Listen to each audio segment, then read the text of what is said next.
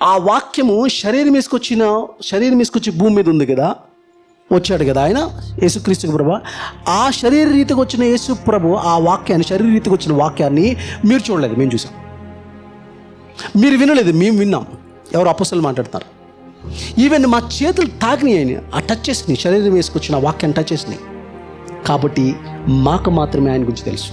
కాబట్టి మేము రాసి ఇస్తున్నాము అంచిందే రాతపూర్వకమైన వాక్యము మీ చేతిలో ఉన్న Bible. And this is final. ఇంకంతే, దిస్ ఇస్ ఫైనల్. ఇదే చివరి ప్రత్యక్షత. ఇంకా దీనికి మించి ఇంక ఏ సువార్తలు యాడ్ చేసినా కుదరదు. అండ్ దిస్ ఈజ్ ఫైనల్ అని అన్నాడు. ఇదే చివరి ప్రత్యక్షత. ఎవరైతే దేవుని యొక్క వాక్యాన్ని, దాని యొక్క అథెంటిసిటీని, రిలయబిలిటీని, క్రెడిబిలిటీని ఎవరైతే క్వశ్చన్ చేసి దాన్ని నో అంటున్నారో వాళ్ళు దేవుని యొక్క శాపాన్ని తెచ్చుకుంటున్నారు.